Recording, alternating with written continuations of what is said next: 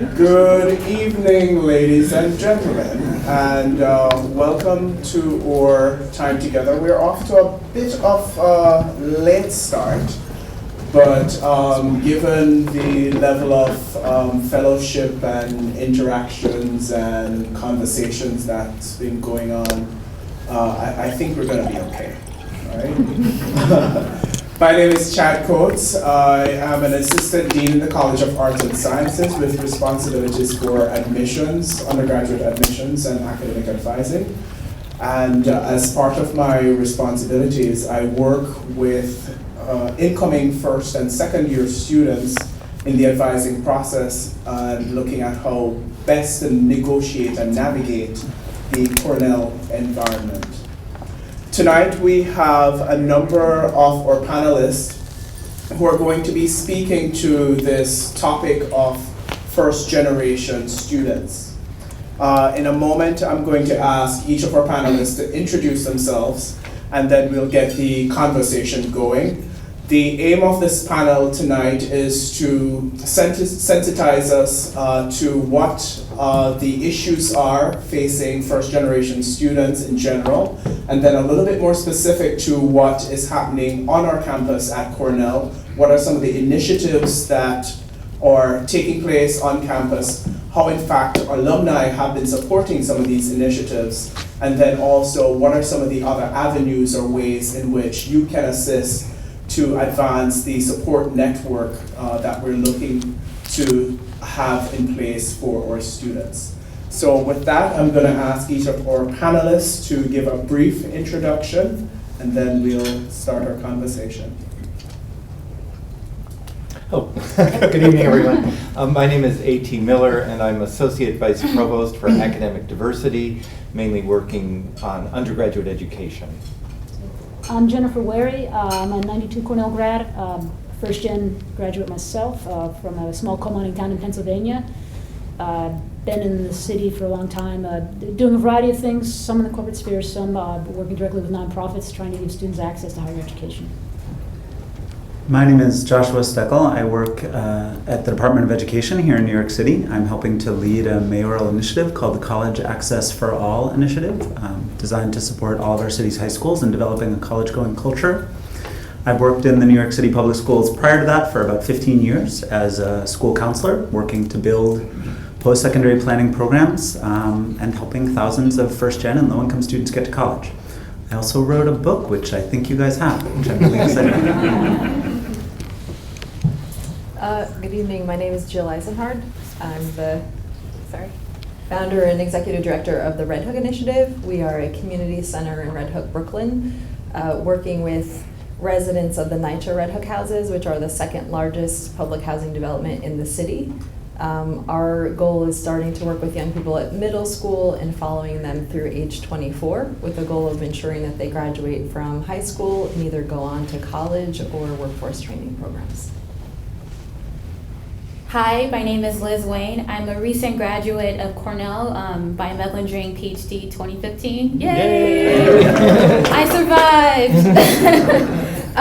And I'm currently a postdoc at UNC Chapel Hill in the School of Pharmacy. And my connection to first gen would probably be, I'm not a first gen, but I was involved in many TRIO programs that some of these people have actually initiated, although at different schools. So I was a McNair Scholar. I also did, we called it PennCap, but I think Cornell also has an equivalent program for students as they enter into Cornell. And I'm happy to be here.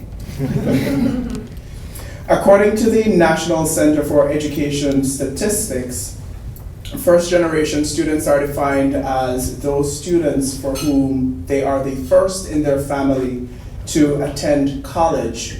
So essentially these are students for whom their parents do not have or have not yet earned a bachelor's degree. The center also states that for students who are considered first generation, that these students are at a disadvantage in gaining access to higher education, and even for those who are able to overcome those barriers to accessing education, there is usually some amount of difficulty in navigating those spaces once they're engaged in college. So my first question to the panel, what is the most pressing concerns for first generation students, and for those of us who are Cornell folks, even more specifically, what are some of those issues at Cornell? Okay, I guess we're going down the line.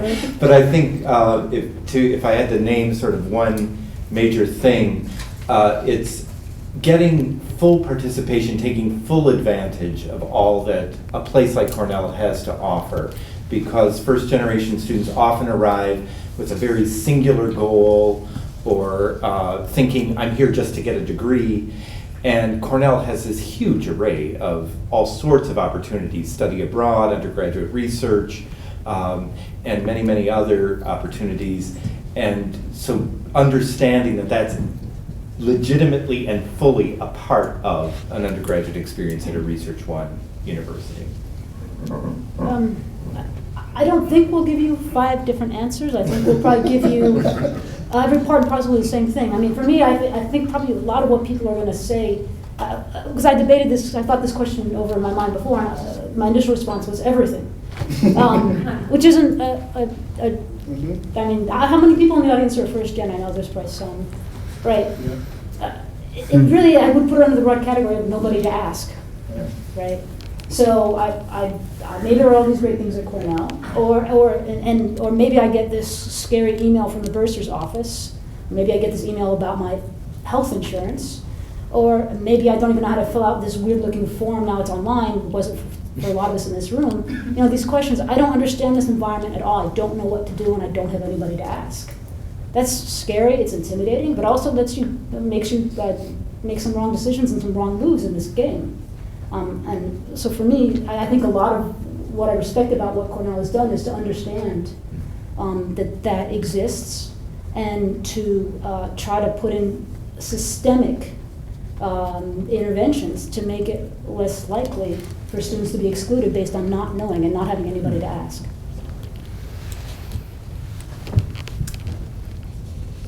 I have a bunch of students in the room tonight, which is really cool, and I try to have a lot of different answers to this question.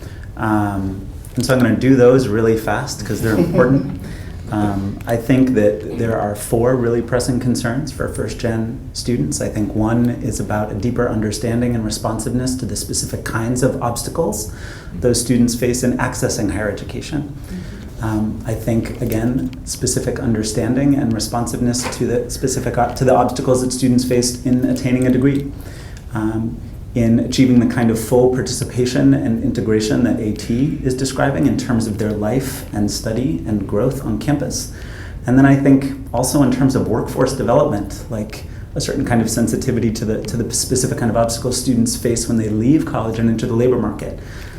So there's that kind of like sanitized stuff, but the real thing, the most pressing thing, and one of the things that I think actually Cornell is kind of out front on, is making a space for the voices of first generation students. Because I think that that's where the deepest understanding of students' experience is going to come from. And also just, that wasn't where I was going to start, but then seeing all of your faces in the room made me think that that is the right answer. So I don't know that I can say what I think the challenge is for a first generation student starting specifically at Cornell, but we spend a lot of time at RHI we've worked with hundreds of first generation college students, and I don't know that it matters what school you're starting at. I think the 3 things that I would say are the leading challenges is, first of all, fear. Every single August, starting around the 20th, our phones start ringing with kids who are supposed to leave or have just left, and it's the reason why they can't go to school on Saturday when it's Thursday night. And that our staff are now trained, we know to expect that. There will never be an August where that phone call doesn't come.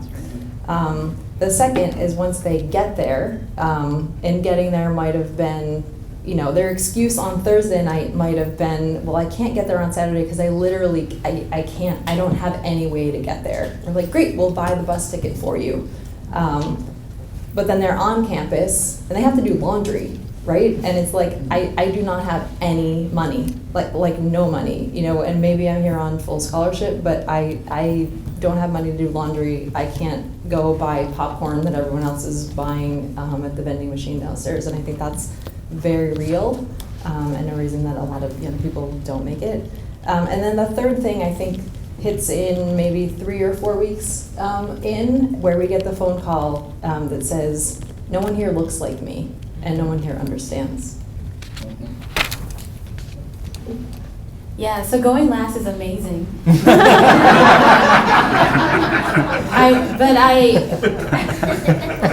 Everything is resonating. And so one of the things that I was really thinking about, one of the things I did at Cornell, as well as being a graduate student, and just kind of awesome, was working in West Campus as a graduate research fellow. And I would have students talk to me about how hard that is to navigate the other side. So if you think of first generation students as an iceberg, there's a top that they see that other students are also dealing with, and there's that other part of them trying to balance education with their home life, and how the people, maybe they don't understand what you're going through, and how that actually can be a deterrent to continuing your education. What do you do when your dad says you're not a real man because you don't work with your hands?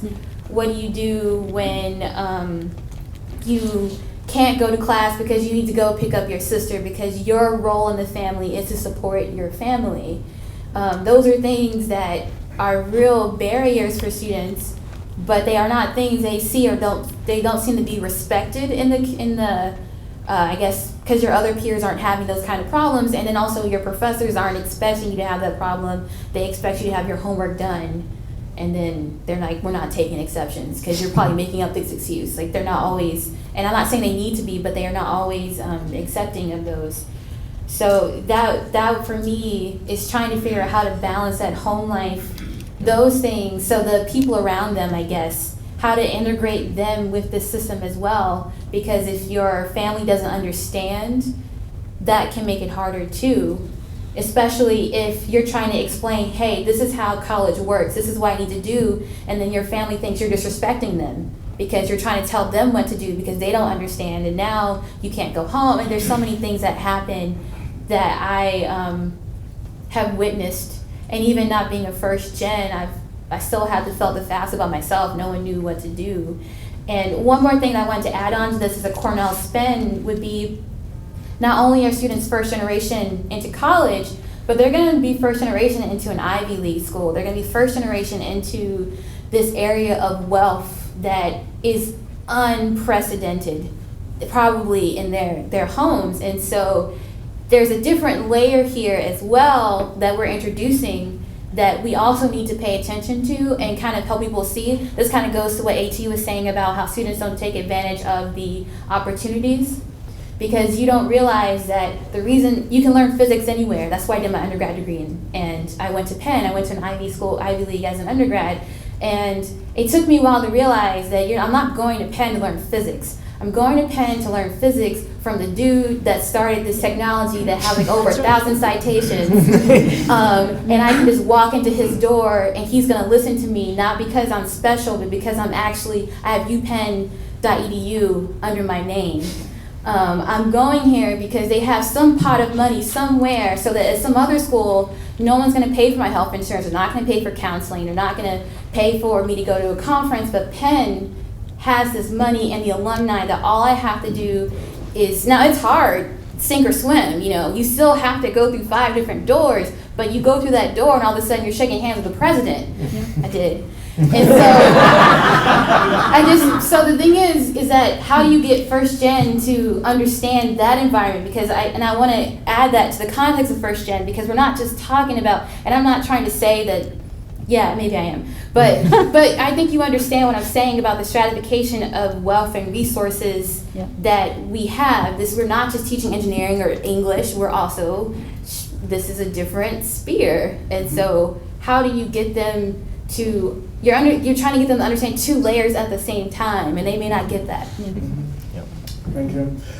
So we're hearing that there are issues surrounding level of engagement, having this sense of being heard. One of the phrases I like, having that connection to that significant other who hears me, gets it, understands me. In an effort to further illuminate some of these challenges, what would you say are the distinctions between, or the most striking distinctions in your mind between the first generation student experience and the continuing generation student? What would you say are some of those key challenges or differences, rather? I think many of the panel members have highlighted, some of those. One of the things that we did when starting up our First in Class program, which is the name of the program that supports first generation students at Cornell, is interview recent graduates who were first generation and find out, so what were the issues? Yes? First in Class is only for arts, or it's also for... No, it's the entire, all of Cornell. Sorry. Yeah. So there's about 2,000 first generation students in the undergraduate student body, and about 500 of that 2,000 are active in the First in Class program. So we're pleased that we're reaching that many, and we hope it's spreading. But the people that were interviewed before there was a program identified two major things. They said, it was my junior year when I realized I was in the wrong major. And then they thought, now it's too late. I can't spend more time at Cornell. So that while they realized this, they didn't think of asking anybody how to solve that. Mm-hmm. So they stayed and completed something that wasn't really what would have been their choice, just from information that they had before coming to Cornell. And then the second thing was regrets of the things I mentioned before. I never studied abroad. I never participated in that extracurricular activity. I never did this other thing because I thought I need to stick to this and get through as fast as possible because this thing is so expensive, and not relaxing about the generosity, as Liz was saying, of the financial aid and the resources. You're really meant to spend the full time doing all of these things. So I guess the last thing I'd add is getting first generation students arrive at Cornell because they're incredibly entrepreneurial and resilient. They've reached an incredible goal for somebody that doesn't have a family coaching them towards college in the way that many families do. And therefore having to suddenly switch and ask and not try to blend in and not try to, fit with things that you're not quite sure how they work, but identify yourself and step forward is a big goal that we have with First in Class. We have a set of paid students. Their job is called mobilizer. Find the other first gen students and let them know it makes sense to ask. It makes sense to step forward. And so those are the distinctive things. This flying view, it's funny, the students who have resource-rich families and parents who've been to college, the parents are telling them, go ask, go do it. So they're not only, have resources within their family, they're the ones that are the first in line for that fellowship, that scholarship, that prize. And so getting first generation students to recognize when our office is playing that role of telling people to step forward, the other students have people pushing them forward. This isn't a special thing. You're just getting the equivalent of what other students already have. Just to parry from that, and then also take it another sort of step further, is the thing I wrote for myself as a note when thinking about this question was the idea, back to the thing of nobody to ask, right? So my daughter actually is here in the audience tonight, and she is not going to be a first gen college. And it's actually my husband as well, who was a first gen and also is a Cornell grad, is here with us as well. And we talk a lot. Paul will talk about it later. has a varied history where one parent was not college educated and the other one was, and his mom raised him and she was not college educated. But one of the things we talk about a lot is in our application process, in our time through Cornell, and even in our thinking about careers, we didn't have anybody to ask. We had to sort of figure it out together. Our daughter already knows so much more at 10 years old than we know. Or we knew. Well, actually, probably we know too. But she will have the comfort, like she gets a bad grade on a test or a professor isn't working out for her. I can say, well, when I was at Cornell, when I was in college, and a first-gen student, I didn't have that. First-gen students don't have that. And they have to be able to try to seek out supports. And there are good people around, but they have to be able to do that. It's not as simple as like a phone call to your mom. In the bigger picture, I think it is, I'm big into categories. I think the challenge and the difference between a first-gen student and a non-first-gen student, and this is more when first-gen intersects with low income, is there's no safety net. And the consequences for failure are immediate and real and very high. And it's very hard to recoup from that. Not impossible, but you feel those kind of failures pretty viscerally. And that's why support structures, whether you're at somewhere like Gutman here in the city, which does fabulous work, supporting students who are not likely to succeed in college otherwise, or Cornell, is so important. To be that safety net, to give you those structures and the helping hand that you need when things look bleak. Yeah, yes. I think that the image that resonates most with me is what Liz described when she was talking about an iceberg, right? And there's sort of all of this critically important stuff that's under the surface that is in many ways sort of determining the shape of students' experience, but is really hard to see. So I have a couple of different things to say about that. I usually have lots of things to say. One of the things that I want to say to sort of think about the distinction between students who are first in their families to go and students who are not was this story that my sister-in-law told me when I first started working in the public schools about her son, who's my nephew. His name is Noah. And Noah was in kindergarten at that time, and he is a senior this year, applying to college. And Noah came back from kindergarten one day, and he told his mother that one of his peers grilled him and said, "Where are you going to college?" And Noah said, I don't know. And the boy said, "I know where I'm going." And when Noah came home and asked his mother, "Do I have to go to college?" His mother, who sort of is like a circumspect and sophisticated person, like gave a long answer and ultimately was like, "No, you don't have to go." And Noah's response as a kindergartner was, Will you call them and let them know I'm not coming?"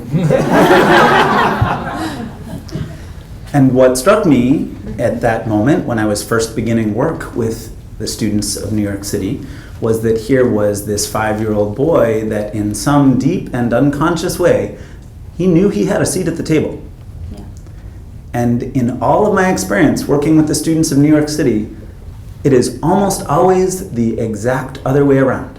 It is almost always that students perceive that there are enormous mountains to be moved, that in order for them to get that seat at the table, not only does it take sort of extraordinary skill, but they have a perception that there's some luck that needs to be part of the equation. And I think that where I want to kind of come back to what I'm hearing from AT and Jennifer is that, and to that image of the iceberg, is that so much of what strikes me as different about the experience of first-generation students on campus has to do with a deep sense or uncertainty about their sense of belonging.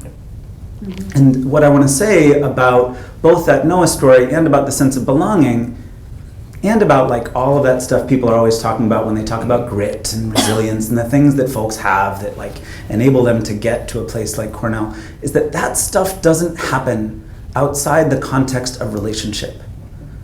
Like young people don't feel that sense of belonging. Young people can't see that vision of themselves unless there's somebody else there with them who's looking with them, who's seeing with them.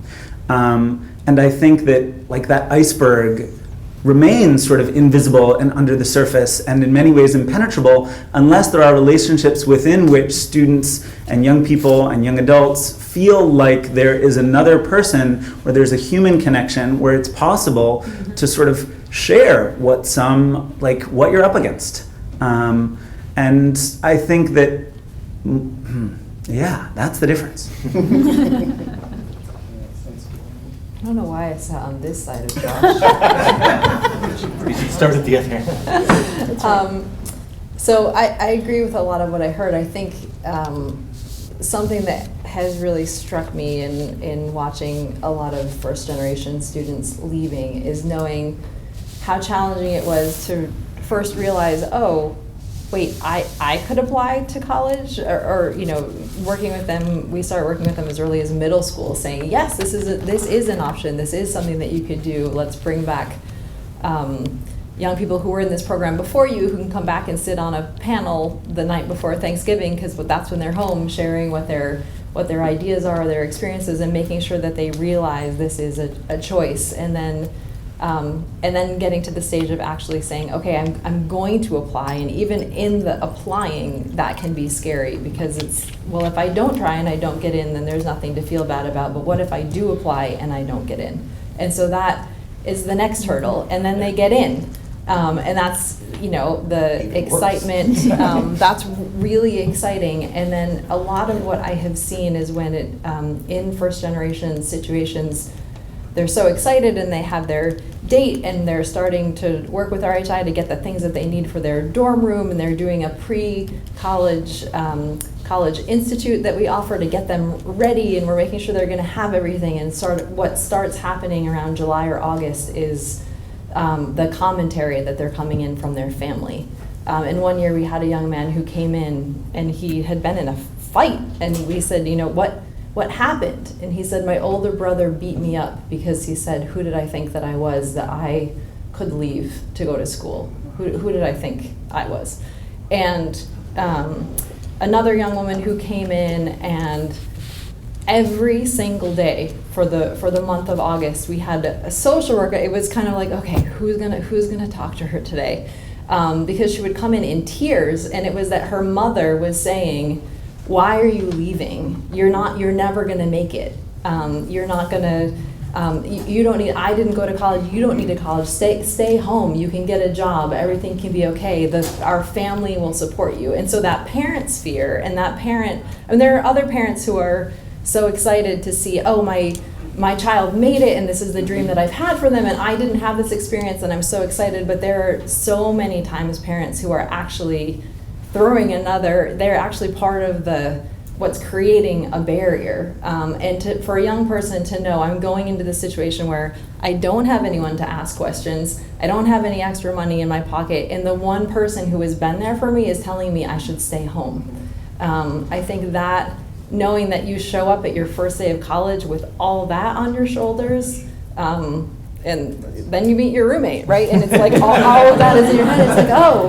and my mom doesn't even think I should be here, so she's not going to call and ask me how I'm doing on my first night. So, yeah.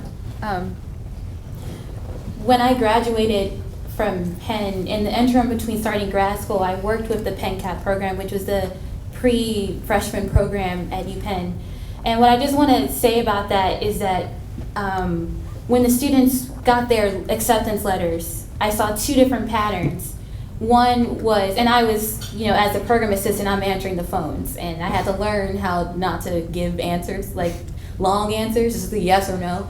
But there would be people saying, hey, can my kid get in this program? Can you let them in? I know they don't meet any of the requirements. We make a lot of money. We have college educated, but are there spots left? And then there would inevitably be parents who would call, you call my kid remedial? What are you trying to say? Why is my kid in this program? And it kind of, just to see those two polar responses I didn't know what to do, and obviously I can't say anything. I can't be like, listen, your child needs this, it's good for them. You can't say that. But I'm thinking, wow, here are people who are just like, I want to get in here, and other people thinking, you're telling me that my kid got into an IV, now you're saying that they don't belong here? You know, like really having this hesitation. So kind of seconding what other people were saying. So one of the things I kind of wanted to add was that when I went to school, I had $300, I had a prepaid cell phone, and I had 2 suitcases, and I bought my own ticket to go to school. When I was 17, I thought, this is amazing, I'm prepared. And then, you know, Hurricane Katrina hit. If I had left, you know, a week later, I wouldn't have made it to school. But also, I started to see other people come, and they would have like SUVs full of stuff, and they didn't have 2 suitcases. They didn't have to decide what's more important to me. Do I want to bring my radio, or do I want to bring, you know, like a curling iron? You know, what kind of clothes do I want to bring? I didn't even have a winter jacket, which, yeah, when I'm from Mississippi, winter exists above the Mason-Dixon. And I figured that out really quickly. And so I guess I just wanted to, for me, I had a hard time because I thought I'm resilient, I'm entrepreneurial, I got this, I can do this. And I didn't understand what the difference was going to be. And this, I think for me, this links back to the first gen thing, because it's not just like first into college, but often it's first into what I realized is a lot of people went to feeder schools to get into a place like Cornell. And so they've actually been in the environment, the competitive environment, for years.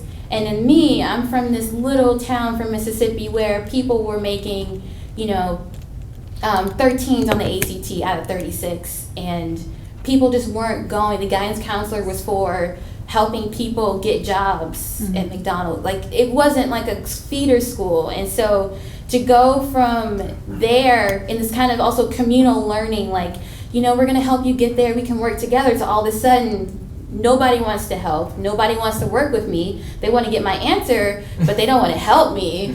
I mean, they don't, like, it's done after that, this kind of competitive environment. And I didn't understand when people said it's going to be hard for you, and they didn't tell me what it was. And I think that's a challenge that people face, because you don't know what's going to be hard. Yeah. And I don't think I understood this kind of, and I'm saying Ivy, because I didn't understand the kind of environment that Cornell would introduce students to, because I had never been in an environment like that before, and I didn't learn until the end what it actually meant. As an example would be, I would just go in class and I would look at the board and I got it. And I would, at one point, I was so bored, I just tried to get 100s in all of my classes, and I did. For an entire school year, I got 100 average or above. That was just me, like, okay, let's just dot my I's here. And so now it's like, well, how do I learn differently? How do I be competitive? It means you have to master. It means you have to do all the problems in the back of the book as well. It means you have to do all these things that nobody taught me how to do. And I think that first gen, and also, depending what kind of school you went to, you have to learn how to catch up. You have to learn how to learn differently in that environment. And that's not something people think about. And so you are trying to do your own thing that you've learned how to go, you're like, I got $300, I'll find a job before that runs out. I got a few minutes on my plan, it's gonna obviously last until, whatever, maybe I'll get a contract or something. Ironically, my mom would buy me a cell phone, and I was 17, so I couldn't get one because you need a contract or something. But I'm talking a long time, but I wanted to pull out that high school component of that and also bring a personal experience to it. So it seems like a lot of what we're hearing is just kind of summatively, the huge difference is the lack of that social capital or access to much of that. And then when we talk about sense of belonging and this notion of feeling like you're a part of what exists, there is much of the research out there that tells us that when we look at first-gen students, particularly your example about that family that's saying, you can't leave, right? There is this notion of the cultural mismatch. So growing up, I'm in this culture of being interdependent. My family is my connection point. And then going to college, I'm now in this environment where I am away from them, and I'm gonna have to figure this out on my own. At least so I'm being told. And then there's the other component of then trying to mediate or navigate what this new system is. So at this point, I'm gonna just direct this next question to AT. What are some of the things that Cornell is doing to address and assist our first generation students in navigating the Cornell environment, given these differences that have been outlined by the panel, and also some of the areas you see are areas of need? Sure. Thank you, Chad. One of my favorite weekends is this coming weekend, which is First Year Parents Weekend. And the thing that Cornell does is bring parents of a large number of first generation students, both from Chicago and from New York City. We don't do it nationwide, but there are 90 family members that are coming to Cornell who couldn't otherwise come themselves, but to make sure those students have a parents' weekend the way everybody does. And it's it's mediated. In other words, we all go together to a family restaurant that has familiar food, because if you know Ithaca, it's sort of a foodie town, and they don't need locavore raised, quinoa. It's macaroni, roast beef. But the importance, as was mentioned before, of the family having an idea, where is our daughter? And seeing, oh, this is not bears in the woods, this is, and we take them to a waterfall, to get a sense of the place and to meet people. So many of those folks want to shake my hand or someone's hand, just take care of so-and-so. And it's that personal moment, and many of these families were not there at orientation. And so that's one, element. Many people ask, why does WADI, the Office of Academic Diversity Initiatives, have advisors? Because the colleges have advisors, faculty serve as advisors, and it's precisely because of students who are juggling this kind of set of finances, finding places to live. They're the person that buys grandma's medicine in their family. They're the person that does the family's income taxes. And the other Cornell students are not. This isn't even something they think about. So those are the things we try to provide as support, and also opportunity funds, again, emphasizing to students, this isn't special money. Other students ask their parents if they can go on the class. Sometimes at the end of the semester, the professor says, oh, and then there's this special trip where we're all going to go to Sevilla and look at the archives of the Spanish colonial whatever. And 15 of the 30 students go. And so we have that kind of opportunity fund saying those students had to ask their parents, so you just ask us. It isn't a different, it is different, but it's not. The other students also have parents that say no or say yes, so feel free to ask. So it's normalizing that you're not getting something special. You're getting what other people also have, and they do it even the same way. We may have an application form, but that's the same thing as getting up the courage to call mom and say you want to go on alternative spring break and it's going to cost $300, So normalizing the experience, providing the personal support, that personal connection that people have mentioned, advisors, people that you will know, and a cohort of familiar folks around you. We do a lot of what we call bridging. The summer programs that Liz was describing at Penn, we also, of course, have that at Cornell, a 7-week program in the summer, especially for students who did not go to college prep high schools. That's its focus. But we also think of a lot of the things we do with first-gen students are bridging experiences. So we will do an activity, for example, volunteering with a similar population of students in Ithaca or in local farm communities. And it's very different from volunteering with the Public Service Center. For many of our students, it's a relief to get off the hill. Oh, thank heavens, real people. Oh, some high school kids like me. And so we navigate with the Public Service Center. We're not trying to duplicate your services, but our students, when they get to go to a place, a high school, a middle school, and be the Cornell student, period. And have that sense of efficacy. When I'm in this community, I'm the Cornell student. And when they're at Cornell, they don't necessarily feel like the Cornell student. So doing that at least once yourself with other first-gen students or with other students like you is a really valuable experience.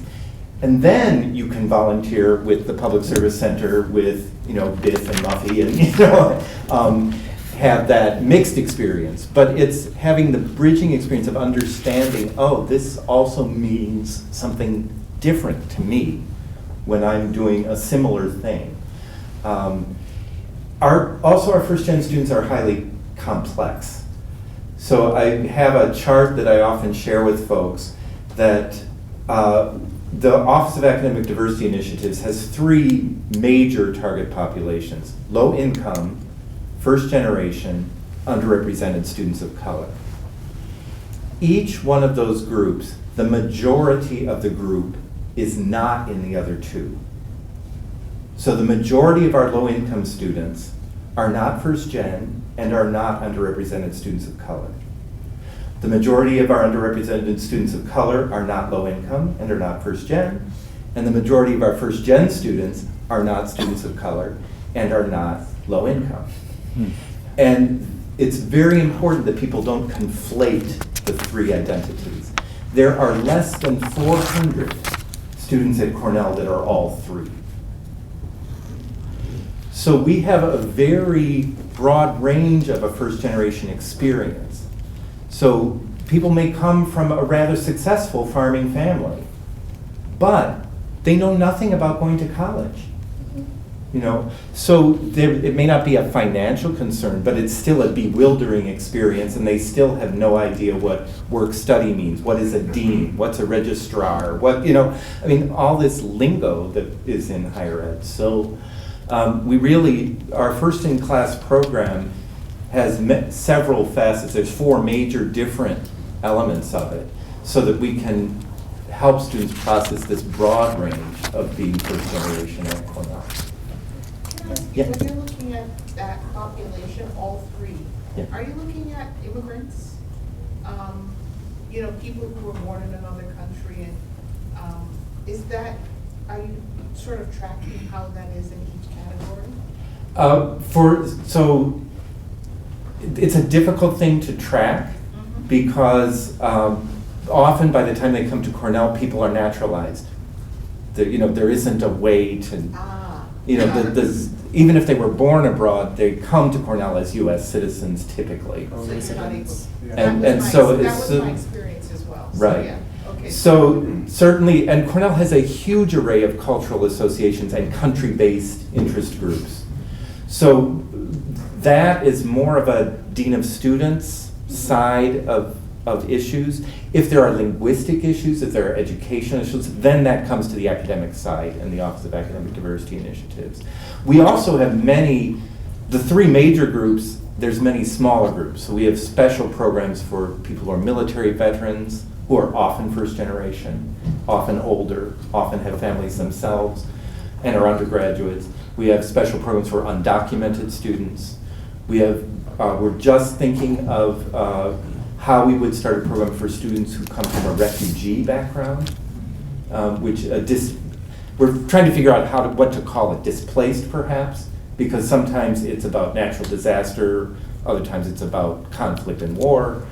But that creates a very different experience of how you navigate higher ed and what you're doing at a place like Cornell. So the Trailblazer program is the umbrella for these many specialty small groups, and we have staff members that specialize in each one of them because it's really important at a large place like Cornell, when there's a small group of folks, that they find each other to share that kind of experience and support each other, because some of these things other people really don't know. They don't know what it was like to be in combat in Iraq, and it's really important that those students have people who know what that is to relate with. If I could piggyback really quickly on the idea that the three identities of first gen and underrepresented and low income are not the same.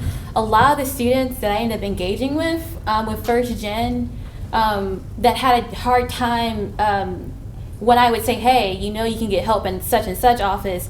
A lot of them who didn't want to get that help.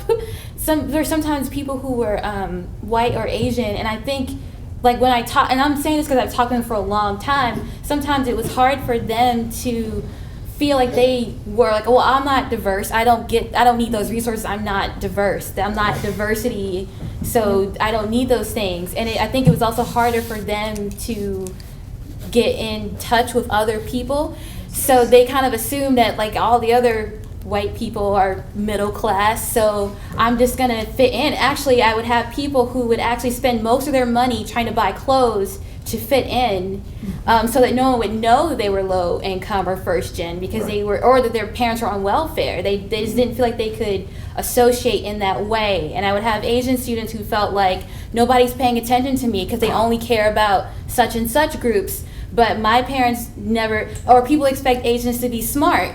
And so I'm first generation. So nobody's asking me if I need help, even though, because they expect me to already know these things. Like, I'm already supposed to be in math and science.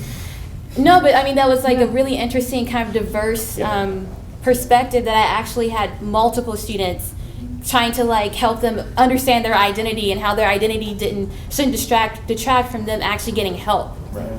And I think that's a very interesting point, because I think it shows us the importance of dissecting some of these stereotypes that we hold. Some of them are conscious, some of them perhaps unconscious, but it's in nuanced situations like these where students are then thinking to themselves, this is an identity I hold, but I can't put that forward because there's this negative connotation associated with it. Thank you for the response. As we look at this notion of first generation, oftentimes when we talk about first generation students, the discussion often takes this tone or function, or is had through this lens of a deficiency model. First gen students don't have, first gen students don't have, first gen students don't have, first gen students need this. But then in working with students, we recognize that each student, regardless of what segment of their identities, multiple identities, they bring to our campuses, they provide quite a bit of an advantage. And a quote from Richard Greenwald, he describes first generation college students as pioneers who participate in cultural border crossing. So I want to put that out there to us and to ask our panels, to what extent do you see this as being the positive or the advantage that our first generation students bring to campuses in the United States? And we can start from the Senate. Please. I was actually thinking about something. Hopefully this starts the answer.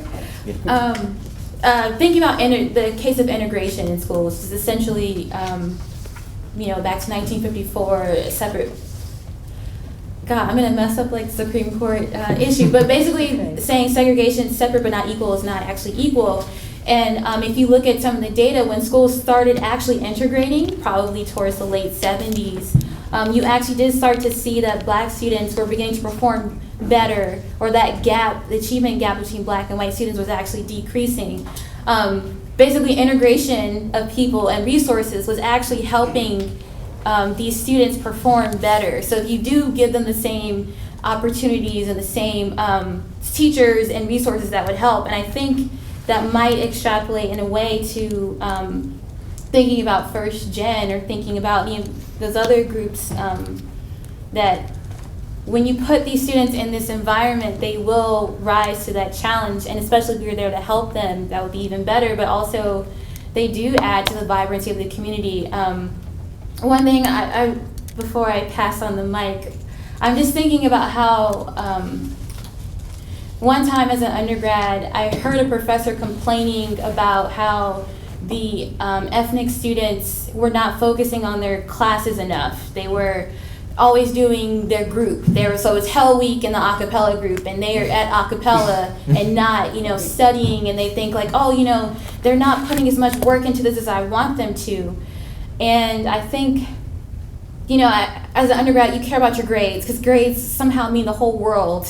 You can't get into anything. I mean, I think you guys, now that once you get your degree, you realize grades aren't everything, but when you don't have it, it is everything, and it's really hard to unshake that. So I want to recognize that as a real pressure.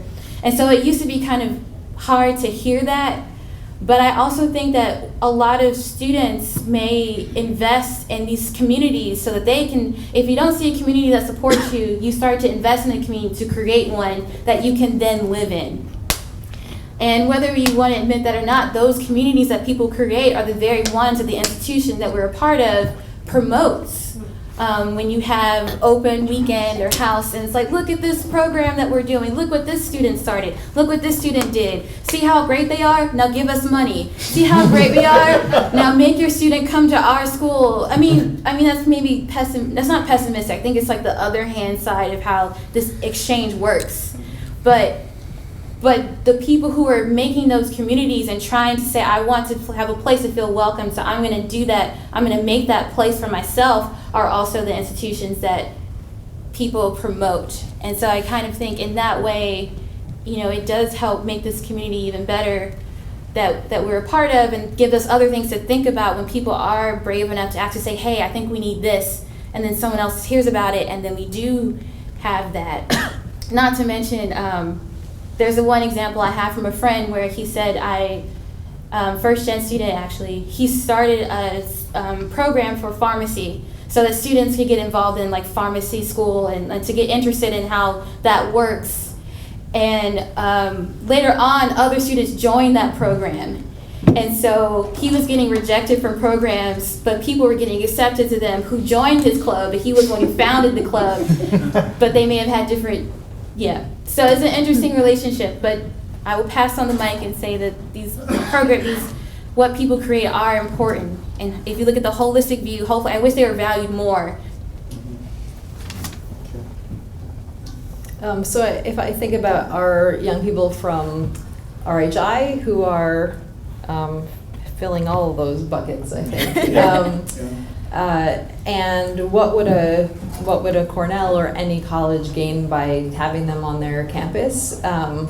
There's a level of dedication that comes when you fought to get somewhere that no one ever told you that you would, or there was no expectation or assumption that there is a seat at the table for me. And I think someone earlier just mentioned like the grit, the resiliency, I will figure this out because I figured out a lot of things. That's the kind of student I would want to have if I were running a college. And I think for a lot of our young people, the first year or two can be really, really challenging, but once they figure that out, there is a lot of what Liz was saying of just, I'm going to start a club, I'm going to take on a leadership role, I'm going to be a mentor to those younger students because I know what that was like. I'm going to speak up in a classroom and offer a perspective that no one else had because they're not like me, and people are just having this conversation. We have one young woman who tells about the time that she was sitting in a college sociology class, and she said, I'm sitting there and we're having this whole conversation, and all of a sudden I realized for the first time in my life that I was poor. I had never known that before. And so what if her voice hadn't been in that classroom for the other students? For her own learning and what everyone else is getting. And so I think there's a lot that would be lost if we're not making the spaces available. I think that institutions of higher education need to be representative of the country's population in order to be engines of democracy. And I think in a sort of baseline, foundational way, that's a critical point. I mean, AT made a really important point to separate out like different kinds of demographic buckets. But certainly, if we're talking about income for a minute, right? Like about 50% of the country's population is Pell Grant eligible. The very, very, very best any private institution in this country does is 23%. That's the very best 23% Pell Grant eligible students on campus. Then like the lived thing, like just quick story.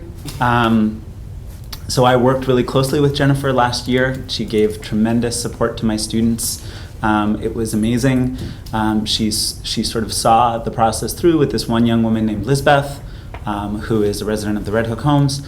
And Valerie also did amazing things welcoming her to campus.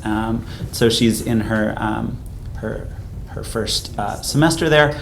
And Jennifer asked me if Lisbeth would be willing to tutor her daughter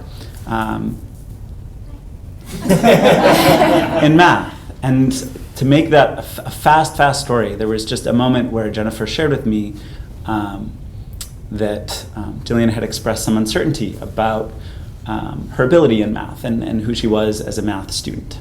And Lisbeth's response was, don't ever let anybody tell you what you are and are not good at. And in a way that I think is related to what Jill was saying, there's ways in which I often feel like that voice comes from a very specific place that we need to have on our country's campuses. Just to briefly sort of piggyback on that, I know some of you here personally, and I'm just looking at sort of the people I as well was talking outside, when I was talking outside before this started. If you have a really hard problem to solve, and you want the best solution, and you want the most creative, integrative thinkers, do you invite everybody in the room who thinks exactly like you? You don't, right? And one of the things that is, we've said this before, that the first-gen population, they're incredibly creative, resilient problem solvers. That's a categorization, generalization, and it's not the case for every student who fits that. But why would you not want that level of talent at Cornell, right? It's very interesting. I feel like I moved to New York when I was 28, but I feel like I've grown up here in the sense that I think there's a progression that you move through in terms of your awareness of the world and your connections. And I'm at this great point in my life now where I'm connected to many more people than I had been before, but increasingly I'm connected to people who are hiring and thinking about talent planning at very well-known, reputable worldwide firms. One of the most encouraging and interesting conversations I have with them is about their interest in a student who comes from a low-income background or from a first-gen background. And it's not out of any philanthropic notion, it's not out of a social sense of social justice, although there is definitely an element of that for some of the people involved in this. But it's really out of a pure talent search, right? And so this population can add so much to the world of work, to the sophistication of thinking on campus. Another thing I would say is why I should, 2 points.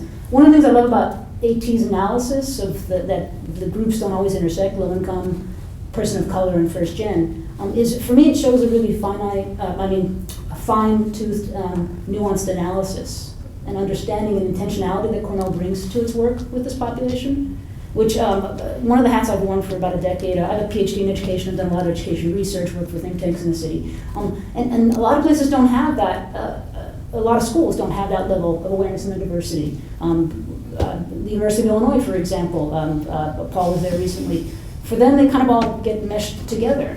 And if you really want to support and be sophisticated and effective in how you work with this population, you need to have that work and understanding that Cornell does. Which brings me to my final point, like why should Cornell engage with this population? Because it can.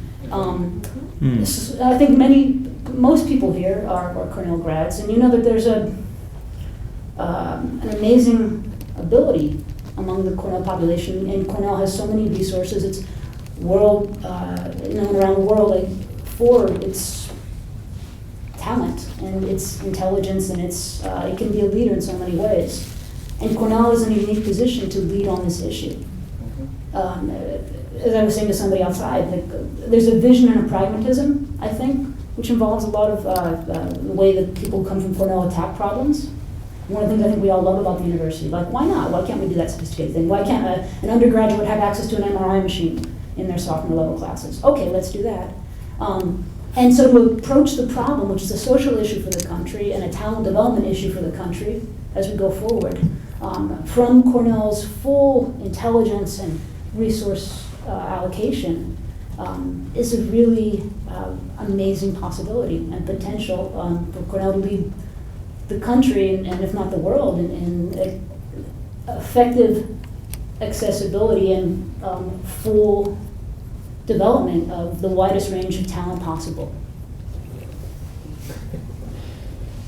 Now I know what Liz means about going last. But I think that I was going to share a few things from, we do a pulse survey, a survey of the entire student body every other year. And in the last 2 pulse surveys, I've gotten the breakdown of how are the first gen students distinctive in our survey of all undergrads. But I want to preface this by saying, when the first gen students are together, I'm privy sometimes to the meetings of the first in class students and their mobilizers, they look at, again, they're grossly generalizing, but like, these other students don't know a thing about life. It's their reaction, like, get real. They see students having come from sort of a fantasy land. And I'm not saying that they're correct about that, but there is a level of experience with real everyday life problems that a family faces, problems of economy, problems of getting through a school system that may not be fully supporting you or recognizing you. They've dealt with a lot of things that other students at Cornell have not had to. Through no fault of their own. It's not like they're foolish or something. It's just they haven't been exposed to the sorts of things that many of the first generation students have done. As a result, when the first generation students get to campus, they do way more community service than any other group of students. Again, some people would say that's counterintuitive, but that's because they know this is needed and do it. They are much less politically conservative. They are more LGBT. They're more confident in who they are. They are more Catholic, Muslim, and Buddhist, and less atheist and evangelical. They are more, they do more to educate themselves about diversity. They seek out our diversity courses, and so again, I think it's part of that, already knowing you're different from the main people here, they then become interested in difference and explore it more. So they're not doing diversity courses about themselves, they're learning about wider diversity. And they also bear witness to and identify climate issues on campus more often than students who are not first generation. So I thought those are a few of the more unexpected things that our first generation students are strongly contributing to Cornell, and we have the statistics to back that up. We know they're doing that. This isn't just a claim, but these are things they're actually contributing by being there, in addition to the wonderful things that everyone else has mentioned. Thank you. Nice segue though. I'm gonna come right to you. So I just wanted to say thanks to the panelists for sharing what they have thus far, and I want to take this moment now to open up the conversation to the folks in the room and the young lady in the back, and then I'll come to you. Well, I have, I guess, one comment, because along this topic, I was talking to my students actually last Saturday. I run a nonprofit and work with students, and I asked them, I presented to them this study that showed why do colleges want diversity, and it touched upon a lot of the reasons that you guys have shared, but it also felt like a huge kind of expectation for them. You are coming to this institution to provide diversity in some way of thought, innovation, by being here, you're going to contribute to the workforce. And I asked them, is this an opportunity or a burden for you? And a lot of them actually said both.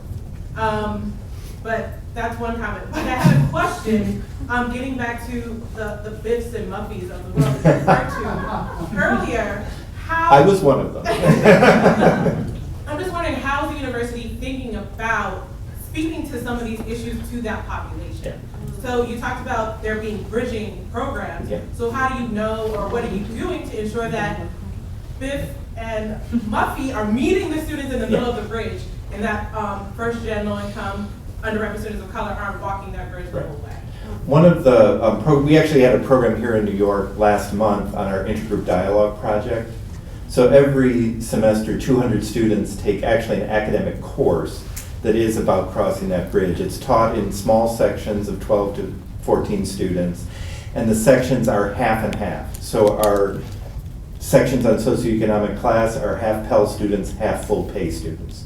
Our sections on race are half white students, half students of color. Our sections on gender are male, female, and sometimes genderqueer people.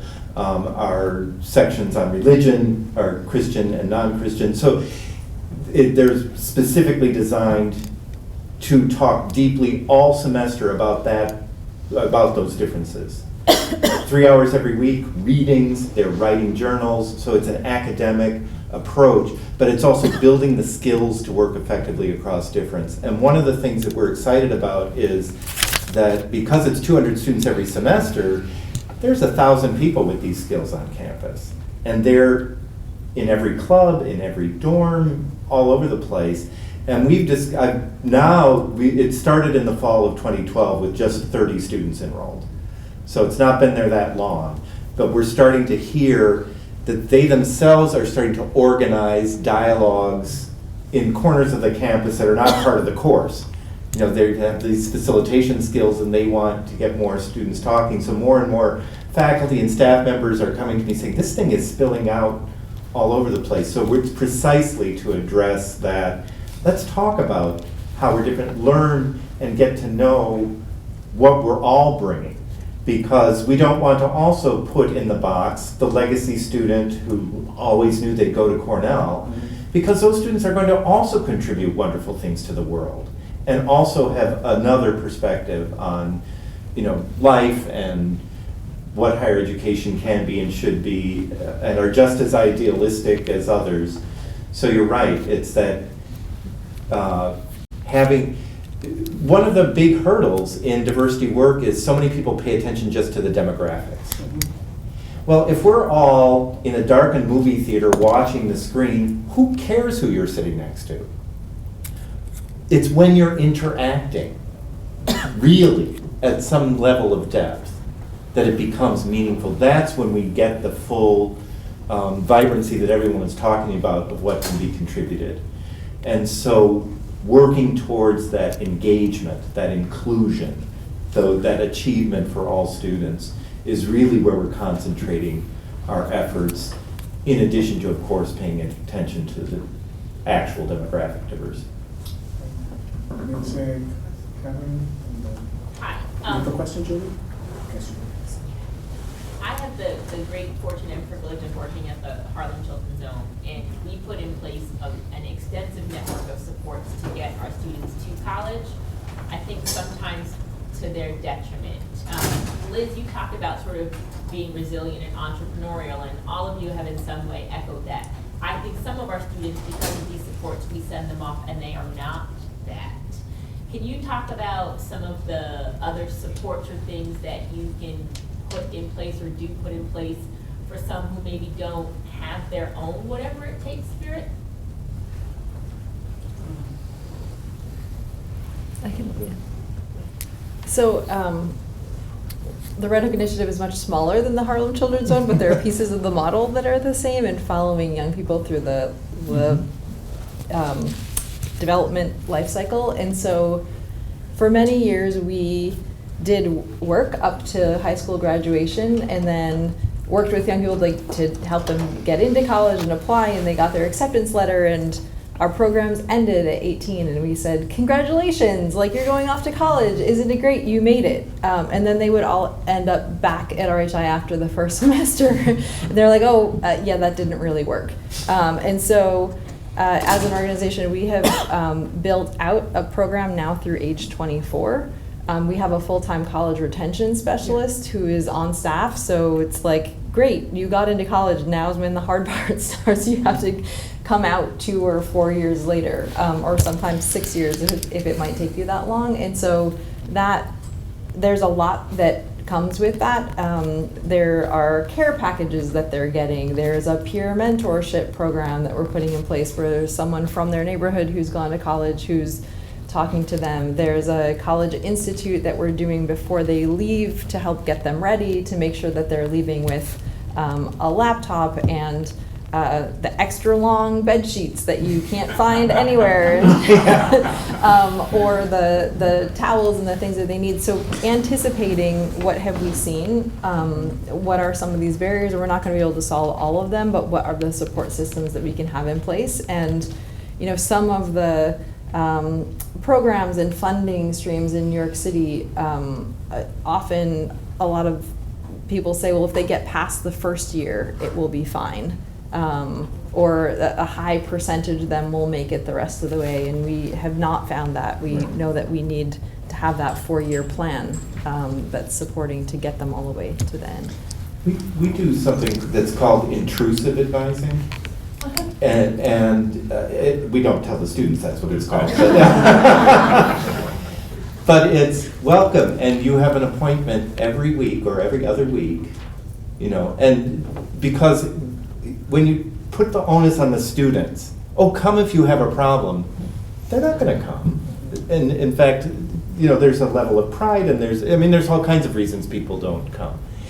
But by saying you have, this is required, it gives the out of I have to go, and then you catch things early before it becomes a crisis, because typically there's been something going on, and it only becomes known when now we're at probation or some serious problems. So by and that's something that the New York State Opportunity programs require. So that's our model for those students. There's 200 of those students at Cornell.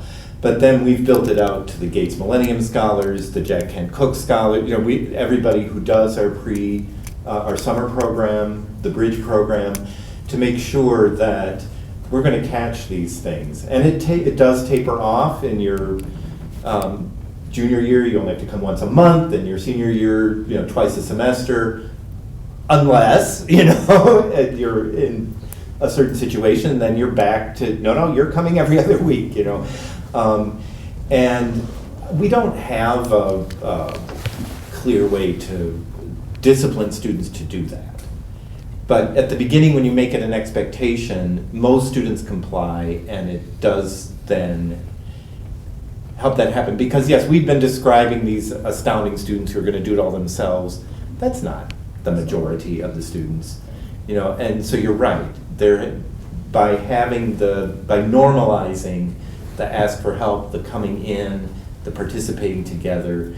Every semester we invite all 6,000 students at Cornell that are in one of those 3 categories to an opening 3 days of free lunch with a description of the programs. And we know there are students who arrive on campus saying, I don't need that, and we have other students who arrive on campus with their parents who say, you're going straight to this office and you're going to be. And we just say there's a lot of on and off ramps. There is no judgment for the student who, their sophomore or junior year, decide, maybe I need to be part of WADI, or the student who after their sophomore year says, I don't need that anymore. And but we want to make it clear you can always come back, you can join in, you can drop out, but this is your place. And we're going to keep reminding you that we're here unless you actively say, take me off that mailing list. I just want to say quickly that my very strong feeling about the whatever it takes spirit and the grit is that is rarely an individual quality, right? It is rarely that's who I am. That is a quality that is developed in the context of relationship. Mm-hmm. And I sort of want to, insofar as we're here talking about Cornell, I want to put the onus to some extent on the students coming back as that's a higher ed issue in a lot of ways. And I think that AT is talking about a lot of kinds of strategies that have been highly successful around structuring relationship for students, around structuring high engagement opportunities in the classroom and on campus, around structuring connections with family. All of that sort of falls into that category of intrusive advising, but it's also about bridge structures. It's also about educating the majority on campus and not just sort of leaving all of the burden with like populations that self-identify as minority on campus. It's also about like financial stuff, right? It's about microloans. It's about like the fact that most students who are dropping out in this country are dropping out because of $500 or $1,000, not because of like large gaps. I mean, like all of the reasons for attrition that kids come back, I just like, for me, it's almost never because they didn't have enough whatever it takes. Like the kids that I'm working with in the New York City public schools, in my experience, like they're living life uphill. They have grit, like in and out 500 times what I ever have had. And so it's just like, I love hearing all of the things that AT describes. It makes me feel a sense of hope and optimism, that folks are thinking about it and in the right ways. But it's hard for me to hold back that response. Yeah. Thanks, Katrina. But to your question too, and I'll take some of the other questions in the room in a minute. I think a lot of it, as Josh is saying, comes through this relationship and how we kind of situate that. Because I know in my role as advising dean at Cornell, and I've been doing advising work for now probably 13 years or something like that, what I find is you have to make the experience relevant, right? Everybody tells me I need to do this, but I don't really know why I need to do this. Right now I'm working with a young man from Texas, got into Cornell, stellar kid, first semester, he goes, I really don't know why I'm here. I'm here because my parents say I have to be here, and I was smart enough to get in. So what do I do now? So it's helping to get those students connected to the networks, to the folks who are saying, this is how I figured out that rough spot. So I think a way in which we can do that, and I think in a community like this, an alumni community, that's a great way of using you folks as resources to have students talk to this guy, talk to this person, hear this story, see how it's different, see where this can lead, see where those connections can go. Jillian, you had a question? Okay, so Jillian, and there is a hand over here and then a hand over here. So I'll do 1, 2, 3. Okay, Jillian. Also, your answer, please be in multiple terms. In 6th grade. So my question is, what would you do if a first gen or otherwise student came up to you and said, on the phone, they just got to college, and it's like their first week, and I think I made a big mistake. I want to come back. What would you do? Wow, did we hear the question in the back? So the question to the panelists: what would you do, or how would you respond if you get a call from a first generation student? This is the first week into college, and they're saying to you in this phone call, I think I made a mistake. I think. How would you respond? Well, I think Jill Eisenhardt, I think, will have many stories about this as well, but I have a very specific one and a very specific incident. I, as Josh mentioned, I work with some of his students quite closely, and one girl at Skidmore, and then the girl who's at Cornell, another girl actually at Syracuse University. I literally got that text from them. And 2 of the girls are from Red Hook, Brooklyn. There was a shooting in Red Hook, Brooklyn. Somebody got shot at 8 p.m. Was it August or July? August, right? Both. Point blank in the chest, killed. And so I reminded them that they shouldn't go home because they were escaping things like that. And both of them, I worked with them on their college essays, and one of their motivations was to get into, not in a generic way, into a better life. Like, my neighborhood is violent. My life here is violent, and I need to escape this. And so I reminded them very specifically about that incident. It's not a strategy I would necessarily always use. Josh is a trained counselor. That probably wasn't, in the moment, I think, going to work, because there was more conversation and context around that. But to remind them of the bigger picture. And also, Paul and I talk about this a lot, like there's the It Gets Better project. I'm blanking now on the gentleman's name. Dan Savage, thank you. And that's for the LGBT community. But still, the idea like this is passing.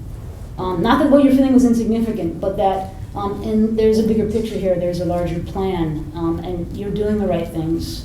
And this moment seems difficult, but you will survive it. And there is a future for you. And I literally, the students I'm mentoring, I have like at least 3 rounds of that message every other day right now, because they're all freshmen adjusting and they're getting their first grade. Some are good, some are not great.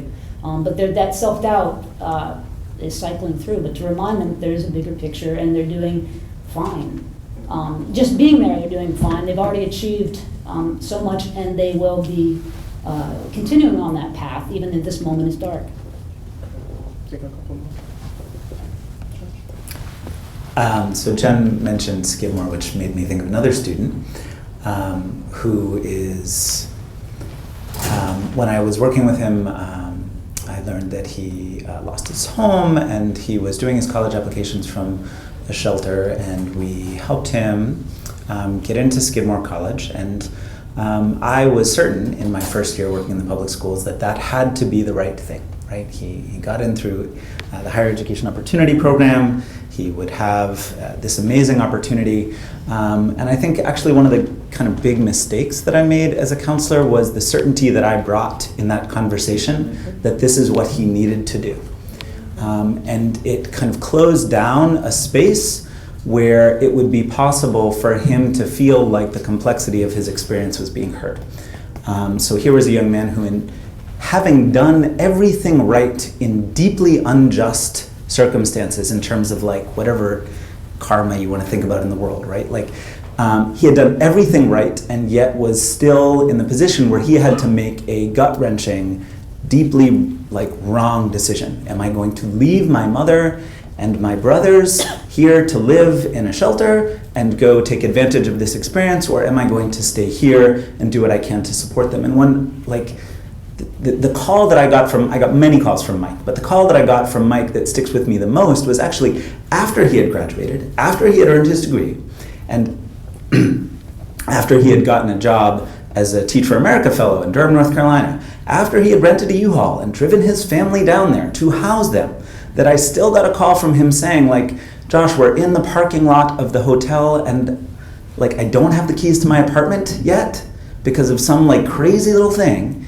and I don't think that we have anywhere to stay, and the U-Haul, like, we can't return it. I don't know if we have money to pay for it. And the point was only just that, like, even when students have done everything right, oftentimes the structural inequalities that define their experience are so deep that it's hard to say what the right thing is, and it can often just be the most important thing, Jillian, now to answer your question, when you get that call, to be an ally, to be someone who's hearing. Because, like, if I learned anything in all of my years of counseling, it was that I'm not solving any problems like that. I can be there, and I can be there sort of with you physically or otherwise, but I'm not sure that I can say what the right thing to do is. Take a question here. I often joke with my friends about what I refer to as the immigrant parent struggle. The idea that your It's parents real. work really hard. It's a real It's real. thing. Your parents work really hard, so you have to work equally as hard. And I think that struggle or that fear works equally as well with first-gen students. And I myself am a first-gen student. And so, if you are a first-gen student and you get into a college, like Cornell, chances are you were one of the smartest people in your class. You got A's or hundreds on everything you did without ever having to try. And then you go to Cornell and everyone around you is either equally as smart or smarter than you. Mm-hmm. And you get to your class and you don't necessarily know what to do, and so I failed my first class. Actually, that's a lie. I got a C. For you, that was failing. My sophomore fall, and I didn't know what to do. Mm-hmm. And your grades come out over winter break, and so you're home, and all I could think of was, how can I tell my mom that I got a C in the class? Right. And so my question is there a space that you've developed to talk to students who are going into college or first-year students to let them know that it's okay to not be perfect? I think that that's a large pressure on first-gen students, is that because they don't know how to ask for help, because they've never had to ask for help, doing well, they don't know how to respond, so their immediate reaction is to pull back and maybe take a semester off or maybe never come back at all. One of the things we added to our summer bridge program, so for a long time, it's been at Cornell almost 50 years, but it would end in August. And it was formed by a whole set of people across campus that came from other places, did the bridge program, then they went back to their other jobs. And it's like, okay, now you're, sort of what Jill was saying. We sent you off to college, we're done. And we introduced an event that happens at the end of September, early October, of a reunion, not of the students, it includes the students who were in it just that prior summer, but so they could meet all the other students that did the bridge program, who are now, especially juniors and seniors. So they see, oh, these people have majors, they're still at Cornell, because that moment, at the end of September and beginning of October, you're getting your first grades. Yeah.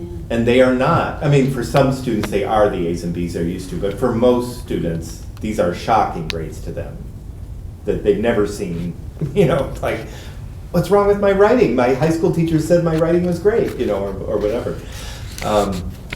And just that, holding that event with, we usually have a social belonging type of speaker, someone who talks about, the imposter syndrome or, various sorts of things to understand what's happening, but also to see people who were in your situation their first semester and are still at Cornell and are making it. So it's just, again, this kind of advice is much more effective from peers. Mm-hmm.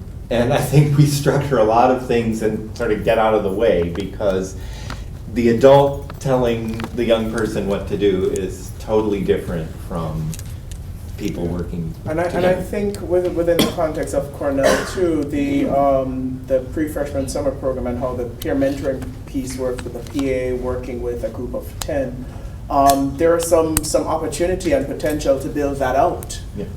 So we can extend that to other students who did not participate in PSP, but it's that near peer mentoring that happens. So I'm going to take the two last questions here, as we have just about 10 minutes to wrap up. Sure, I just have one question. Just about how all of the programs that we're doing at Cornell, undergraduate, didn't go to the, but I was wondering how we're measuring how effective we're being. Because this all sounds like it's a great thing. Like, I think at the end of the day, what we all really want is to make sure that the students stay and graduate and have a great experience while they're at Cornell. I'm just wondering how we're measuring what things are being effective with. So we're really trying, and many of the programs I've described are rather new, but what we're trying to do is especially track matched cohorts. So, for example, with the Summer Bridge program, there are a set of students who are invited, and some decide to come and some decide not to come. So these are comparable students. So we follow them then through their 4-year career and see what were the effects and how to do. So not only just asking people, did you think that thing was good for you or whatever, but also looking at performance in the classroom, participation in a variety of activities. We're doing the same thing with the first in class. As I mentioned, about a quarter of the first generation students on campus are active in the program. And so looking at, so what does it mean, in performance and in participation at Cornell, those active versus those not active, or those who were active sometimes but not other times, level of involvement. To really understand, the advantage nowadays of so-called big data is that you can find these students. So the Pulse survey, the survey data that I mentioned to you was not gathered to study first-gen students. But I was able to go back to the survey and pull out all the first-gen students and see how they answered those questions. So I think that's what we're trying to do, is pay attention to the big data that Cornell collects and slice and dice it by students who participated and comparable students who did not. So because it doesn't make sense to compare the first-gen students to other students at Cornell, but first-gen who were in the program, first-gen who were not. And we sometimes go into detailed ways to make it a valid comparison. So first-gen students from New York City, from these schools, you know, depending on what you want to control for, but building up that level of sort of control group experiment kind of, it is retrospective because we're not going to deny services to have a control group. But it lets us understand better what's more effective. But that is, it hasn't been done long enough for us to give you solid, you know, scientifically reportable results, but we're certainly tracking that. I guess also just overlay on that question, I hate to double up.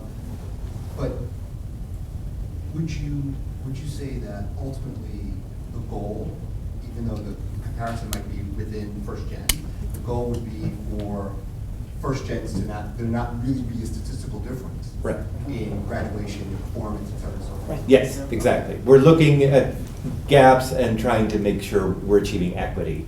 That the variation among the first gen students of success and whatever is the same variation of other Cornell students. Exactly. And also looking at the level of engagement across their Cornell experience, study abroad, study in Washington, urban semesters, those kind of programs and so forth.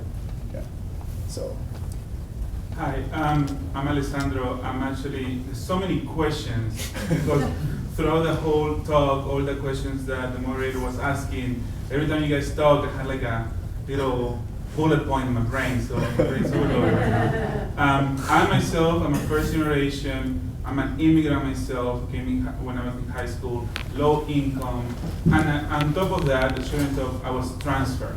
And I had the Jack and Cook Foundation scholarship, and my friend here also had it. So I guess I have all these questions. Well, one of my comments is that, one of the bullet points is when you mention about some of these students not being part of the other two groups, but I feel like the majority of the students will at least share two of those groups, right? I just want to make sure like I understand because I was member of all those three groups plus transfer on top of that, I felt like a lot of the people that were low income were just like me. But at the same time, I feel like most of the time in Cornell, I associated with one group more than the other.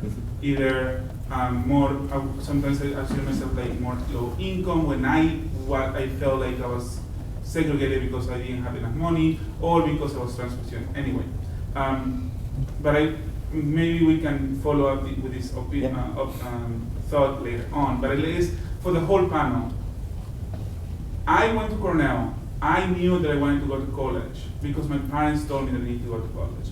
My parents had that idea, that they put that idea on my mind since kids. My mom would joke, you better give me a diploma before you give me a baby. Oh. She would say that since I was 10 years old. I mean, she made it as a joke, but my relatives will encourage that idea by calling me Mr. Engineer, even though I did not become an engineer. I'm a PhD student now at NYU. But I always had that, at least my family had that culture. What can we do besides we being the adopted family for so many of these kids? How can we do to provide that in their houses? A lot of these programs are for students, but would it be also possible to provide these programs for the parents, for the community in general? Telling the community, you know what, you may be Black, Latino, from the Philippines, but you deserve to go to college. You may be low income, you deserve to go to college. Is there such a program? How can we follow that up? Because we can say all of this in our classrooms and in the advising office, but once they go home, they have to deal with whatever culture, whether or not it's a college culture or no college culture, their family have. So I want to hear from Jill and Josh on this, absolutely, because their work, both their careers have been about building that culture. Don't let me down. Don't let me down. So in the area around public housing in Red Hook, there aren't any. You're gonna think I'm really not answering your question, but I am. There aren't any garbage cans, and so there's like a lot of litter, and it's really dirty. And I can remember a couple years ago when I left and there was garbage all over the street. Like, oh, again, it's just really bad. And there were papers everywhere. And I looked closely, and the paper, I was like, this is amazing. This is a college application that is the litter all over the neighborhood. And that, to me, I've never been so happy about garbage in the street, right? I mean, I think that at the point, and I think at that point we had been around for like 11 or 12 years, and it took that long for young people to see. I can remember one day when someone came into me and they said, so-and-so is going to college? And I said, yes. They're like, they're not smart. If they're going to college, I can go to college. And I think that I don't know that that's the best example, but that is what starts to happen, is people say, oh, there's an expectation of, oh, well, you're doing it, they're doing it, everyone's doing it. It can become part of the culture of what's happening. We have 75 high school students who actually work at the Red Hook Initiative, and so they're there multiple times a week, and part of their work is exploring what they're going to do eventually. And so as early as 9th grade, they're getting used to this idea, and so it's no longer this extreme thing, and they have older students who are coming back, and it just becomes part of the dialogue that is not, it's not unusual anymore.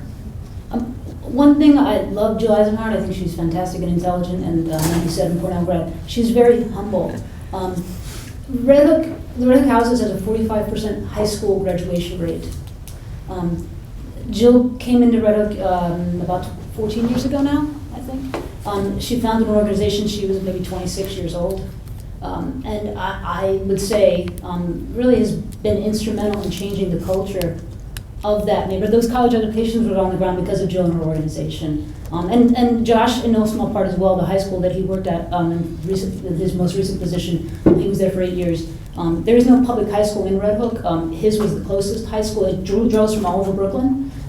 So between the two of them, that's why I said I want them to answer the question. But really, in terms of creating the sea change, the culture, the students asking their parents about college or pushing the issue with their parents when their parents don't know, aren't inclined, or don't have the awareness, or are opposed to it. Giving students the strength and the context and the community in which to explore that. These guys have been fantastic at it. Sorry, Josh. Go ahead. No, yeah, I mean, I think that there's a couple of different kinds of things to say. Thank you for your question and your reflections, and sharing some of your story.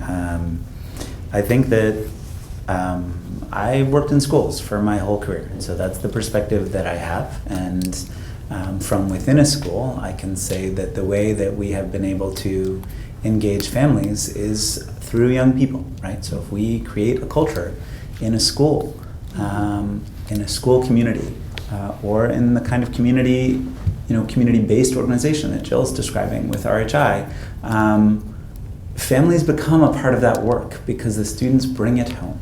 And the only thing that I ever want to caution against is the judgments that we tend to make, or that people tend to make, about what the positions parents have or that families have in terms of what's good for their children. And the sort of thing that I have always wanted to be careful about is not making assumptions or judgments about parents sort of knowing what's good for their kid, because I think that certainly in Red Hook, it is the case that families are dealing with many other obstacles that make it often very hard to see the experiences and trajectories and horizons that their children might be able to pursue. And so I've had the most success so I'm better at telling stories. So I think of another student, one of my first students, who ended up going to Bates College in Lewiston, Maine. She came from East Flatbush, and I remember how angry I was that her mother wouldn't turn over the tax forms. And I remember, what is your problem? She is going to get out of East Flatbush. Isn't that what you want? And Mom, wouldn't respond to my calls, and I was sure that this was just a case of a parent being the obstacle, being the barrier. when in fact there were so many other factors, and that the tax forms were sort of the only kind of thing that she had in order to be included in the conversation that she hadn't been a part of. And I needed to check my privilege and figure out how to meet her somewhere on that bridge between her experience and mine, and create an opening for her to be part of her child's future. And that wasn't a really easy thing to do. It was like a really complicated thing to do. But I think it becomes a much easier thing to do when there's sort of a community culture that has some consistency around the adult investment in students' future, and that families can feel that.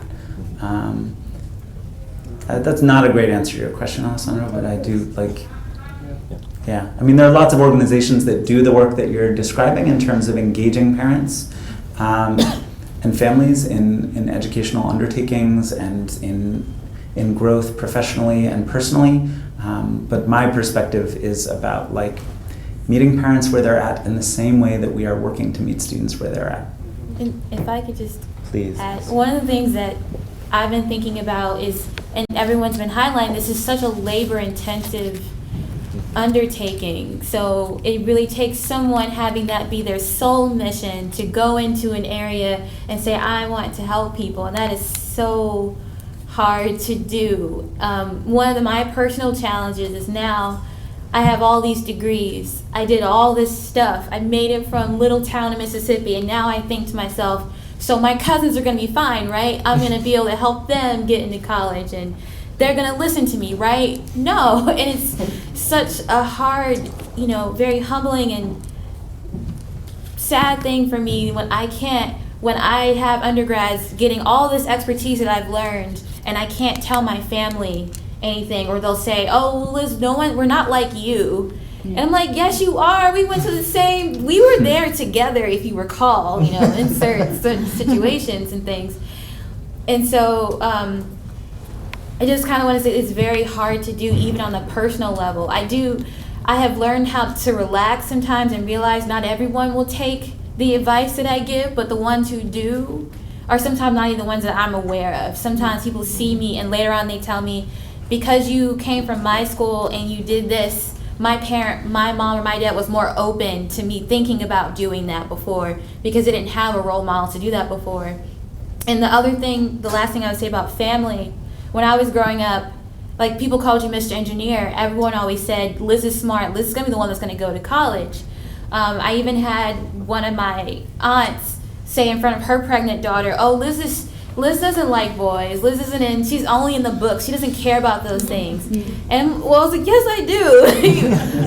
but the thing is that it made it harder for me to interact with my cousins now, because you just create this divide. I'm the smart one. I'm never going to get pregnant. And now I'm like, oh, well, I can't do anything. I have to be perfect. So and then I had this conversation later on when people would say, oh, Liz is the one that's going to go to college. She's going to be smart. It made all my brothers kind of hated me, low-key hated me, made people in my family dislike me because they were never being told that they could go to college or being smart. And I think sometimes people have this way of linearly saying, we're going to make this one person represent our family, and the rest of them can't.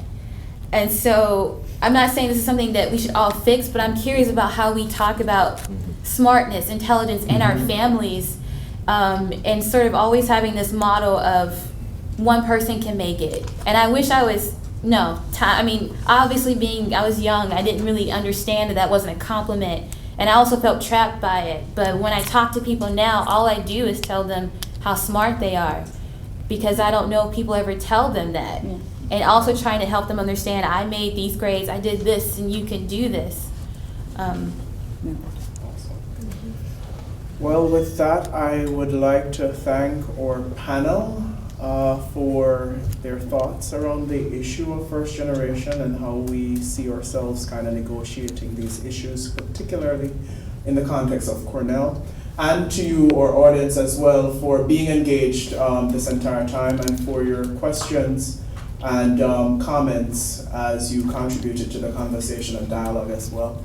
So at this point, we have looked at the issue of first generation students at Cornell, and we have addressed some of the issues, identifying that they're not just economic, but some of them are social and cultural. And my charge to you then is, where do you see yourself connecting as alumni of Cornell to addressing those components of this issue as you see us moving forward and supporting students the best way we know that we can. So I'd encourage you to give that some thought and reach back. We're always interested to hear your thoughts and to have your continued support. Thank you and good night. I put some brochures on the side table and some first-in-class stickers if you'd like the logo. Do